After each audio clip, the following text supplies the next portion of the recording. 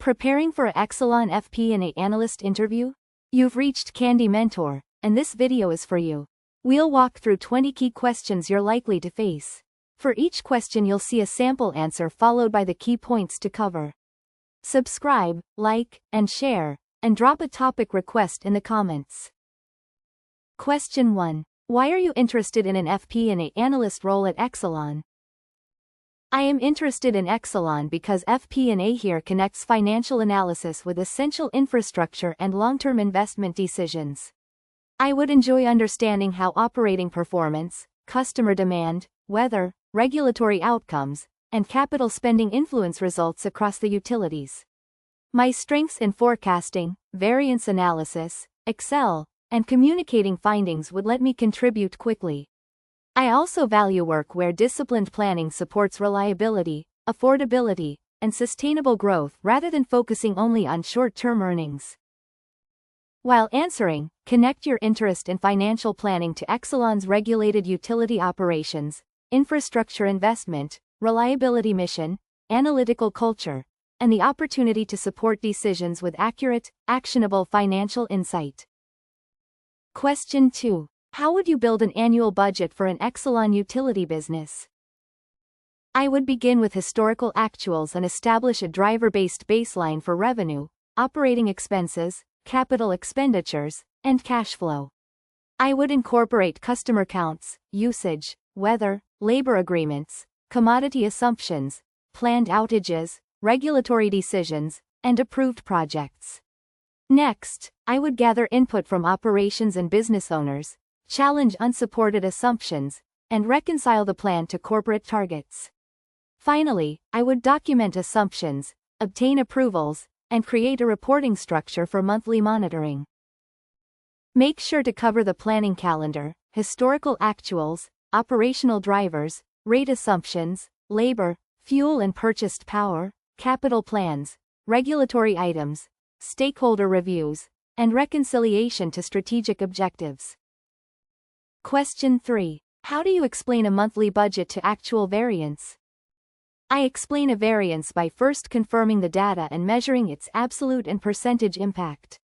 Then I separate operational causes, such as customer volume or weather, from price, timing, mix, accounting, and one-time items. I discuss the result with the responsible business partner to validate the story, determine whether it is temporary or recurring, and update the forecast if needed. My final communication states the cause, financial impact, expected resolution, and recommended action clearly. In your answer, talk about quantifying the variance, separating volume, rate, timing, mix, and one-time effects, validating with business partners, identifying forecast implications, and presenting a concise management explanation. Question 4. What operating drivers would you monitor when forecasting a regulated electric utility? I would monitor customer growth, residential and commercial usage, weather-normalized demand, peak load, and rate changes on the revenue side. For expenses, I would track fuel or purchased power, transmission costs, storm activity, labor, maintenance, contractor spend, and outage performance. Capital execution, project timing, and regulatory recovery are also important because they affect depreciation, rate base, cash flow, and earnings. I would link each driver to an accountable owner and a measurable forecast assumption.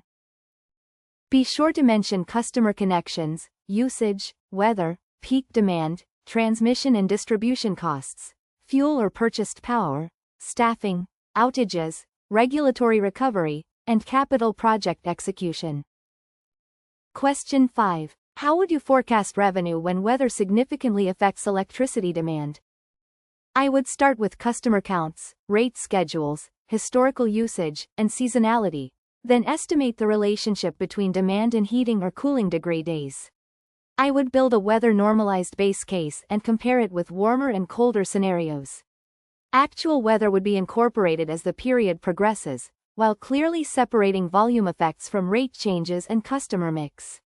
I would refresh the forecast regularly and explain the confidence range rather than presenting one unsupported point estimate.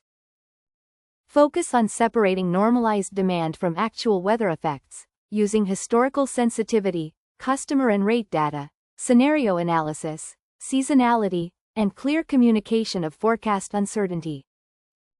Question 6. What is the difference between operating expenses and capital expenditures in FP&A?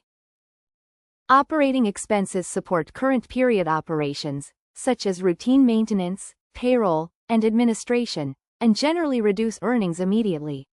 Capital expenditures create or improve long-lived assets, such as grid infrastructure, and are recorded on the balance sheet before depreciation over their useful lives. The distinction affects earnings, cash flow, rate base, and regulatory recovery. In FP&A, I would validate classification against policy, monitor project timing, and ensure capital forecasts reflect both spending and future depreciation. Make sure to distinguish period expense from capitalized investment, explain depreciation and cash flow timing, discuss approval and capitalization policies, and connect the distinction to utility rate base and long-term planning. Question 7. How would you analyze a capital project that is over budget and behind schedule? I would compare the approved baseline with actual spend, commitments, forecast to complete, and the revised completion date. I would identify whether the overrun comes from scope changes, labor, materials, permitting, contractor performance, or financing and timing effects. Then I would assess the impact on cash flow, depreciation, rate recovery, and expected operational benefits.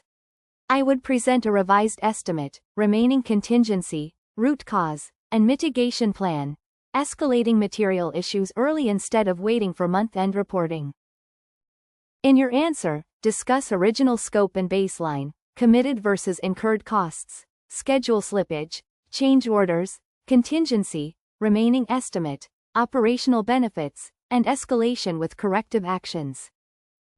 Question 8. What is driver-based forecasting, and why is it useful at Exelon? Driver-based forecasting links financial outcomes to measurable operational assumptions instead of relying only on historical trends. At Exelon, revenue might depend on customers, usage, weather, and approved rates, while expenses could reflect headcount, outage activity, maintenance volumes, and commodity prices. This approach improves transparency because business owners can explain the assumptions directly. It also makes scenarios faster. Changing a weather, demand, or project timing assumption immediately shows the potential financial effect. While answering, define driver-based forecasting. Contrast it with simple trend extrapolation, provide utility examples, and explain how operational ownership improves transparency, accuracy, and scenario planning. Question 9. How do rate cases and regulatory decisions affect FP&A analysis? Rate cases can influence revenue, recoverable costs, allowed returns, rate base, cash flow, and the timing of earnings recognition. I would understand the approved decision, effective dates, eligible costs, customer impact, and any regulatory assets or liabilities. I would then update the forecast, model implementation timing, and compare the outcome with the original plan. Close coordination with regulatory, accounting, treasury, and operating teams is essential because a favorable decision may not affect earnings and cash flow simultaneously. Be sure to mention approved rates, timing, allowed recovery, rate base, regulatory assets or liabilities, earnings impacts, cash flow, and the importance of coordinating with regulatory and accounting teams. Question 10. Describe your process for preparing a monthly management reporting package. I would begin by confirming the close timetable, source systems, and required submissions. After validating actuals, I would calculate budget, prior year, and forecast variances, investigate material movements, and gather explanations from business owners. I would summarize key financial and operational indicators using concise charts and commentary, then update risks, opportunities, and outlook. Before distribution, I would reconcile totals, perform reasonableness checks, obtain review sign-off, and tailor detail to each management audience. Focus on data integrity, close timing, actual versus budget analysis, key performance indicators, forecast updates, commentary, review controls, and tailoring the package to executives versus operational managers. Question 11. How do you ensure accuracy when working with large financial datasets? I use a repeatable process, validate the source, confirm the reporting period and entity structure, reconcile totals to the general ledger or approved reports, and investigate exceptions. I separate raw data from calculations, use consistent formulas, protect key cells, and maintain version control. For manual adjustments, I document the rationale and obtain review. Before sharing results, I perform reasonableness checks against prior periods, budgets, and operating drivers, then ask a colleague to review material outputs. In your answer, cover source validation, reconciliations, control totals, standardized formulas, version control, exception testing, documentation, peer review, and careful handling of manual adjustments. Question 12. Tell me about a time you improved a financial reporting or forecasting process. In a prior role, a monthly forecast required repeated manual copying across several spreadsheets, creating delays and formula risk. I mapped the process, standardized input templates, added validation checks, and built a consolidated reporting model with clearly defined ownership. After testing it with users, I documented the workflow and trained the team. The process reduced preparation time, improved consistency, and made review easier. The key lesson was that automation works best when controls and accountability are designed alongside it. Make sure to structure the example around the original problem, analysis of root causes, process or automation changes, stakeholder adoption, measurable time or accuracy benefits, and lessons learned. Question 13. How would you evaluate whether an unfavorable expense variance is temporary or structural?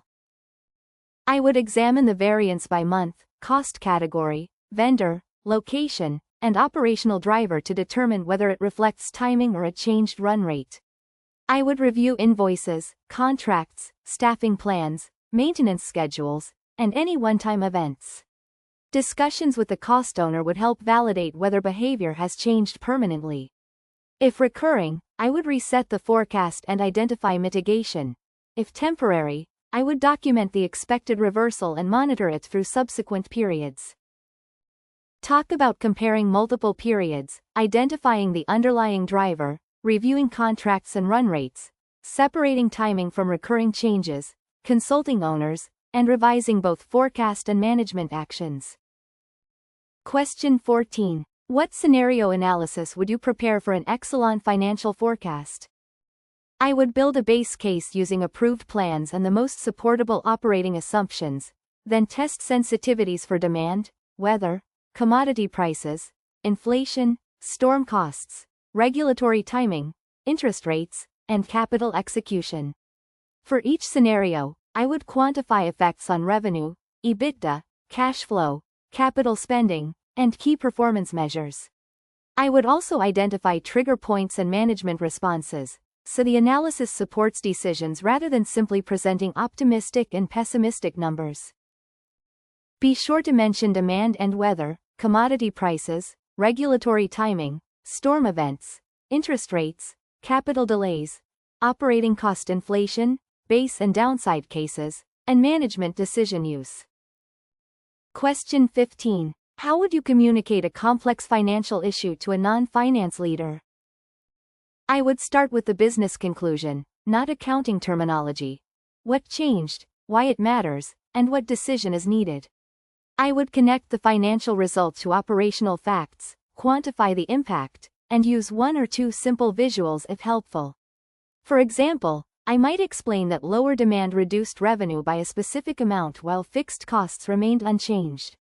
I would confirm the leader's perspective, answer questions directly, and finish with practical actions and timing. In your answer, emphasize starting with the decision, using plain language, linking financial results to operational causes, quantifying materiality, visualizing trends, confirming understanding, and recommending next steps. Question 16. Which Excel tools and techniques are most valuable in FP&A? I use Excel to make analysis efficient, transparent, and controlled. Pivot tables help summarize large datasets, while SUMIFs, XLOOKUP, and structured references support repeatable reporting. I use Power Query when source files require recurring transformation, and I build scenario inputs separately from calculations. Data validation, checks, conditional formatting, and reconciliation tabs reduce errors. I also keep models clearly labeled, avoid unnecessary hardcoding, and document assumptions so another analyst can review or maintain the file.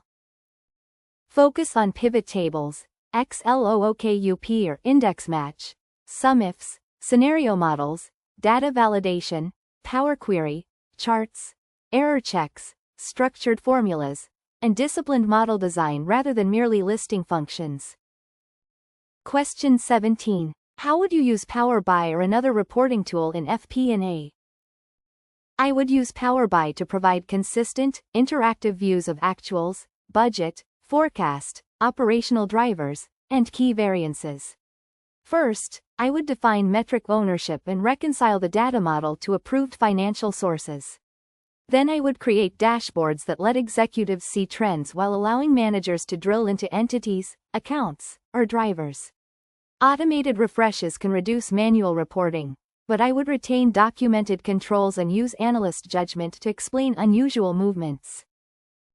Make sure to cover data governance, automated refreshes, KPI definitions, drill down capability, audience needs, reconciliation to official results, and using dashboards to investigate trends rather than replace judgment. Question 18. What financial and operational metrics would you include in an Exelon FP&A dashboard? I would include revenue, operating expenses, adjusted EBITDA or operating income, operating cash flow, capital spending, and forecast variance. To explain performance, I would pair those with customer growth, energy usage, peak demand, weather, outage frequency and duration, safety, staffing, and project completion measures. The dashboard should distinguish leading indicators from lagging financial outcomes. I would also include forecast accuracy and major risks, because management needs both current performance and an early view of future pressure. In your answer, include revenue, operating expenses, EBITDA, cash flow, capital spending, forecast accuracy, customer and demand measures, reliability indicators, safety, and regulatory or project execution metrics. Question 19. How would you handle conflicting assumptions from operations, accounting, and regulatory teams? I would first clarify whether the disagreement concerns timing, accounting treatment, operational volume, or regulatory interpretation. I would document each assumption, identify the authoritative source, and quantify the financial difference rather than debating abstractly. Then I would bring the relevant owners together, propose a consistent base case, and record sensitivities where uncertainty remains. Material unresolved items should be escalated promptly with clear alternatives. This approach protects forecast integrity while maintaining constructive relationships across functions. Be sure to mention clarifying definitions, identifying authoritative sources, documenting assumptions, quantifying differences, facilitating alignment, escalating unresolved material issues, and preserving an audit trail. Question 20. What would you do if senior management asked you to make the forecast look more favorable? I would respectfully explain that the forecast must reflect supportable assumptions, not a desired outcome. I would review the underlying data, test legitimate upside opportunities, and present a base case alongside clearly labeled upside and downside scenarios. I would document changes and their rationale, ensuring approvals are transparent. If pressure continued to distort material information, I would escalate through the appropriate finance leadership or reporting channels. Credible forecasts protect management decisions, investors, employees, and the company's reputation. While answering, emphasize integrity, evidence-based assumptions, transparent scenarios, clear documentation, respectful challenge, escalation through appropriate channels, and the long-term importance of reliable information. If you are still with us, congratulations. You are much ahead of the rest and serious about preparing for your interview. We hope we were able to add value to your preparation and create some helpful content. Do not forget to like and share this video. Your small act can do great things for us.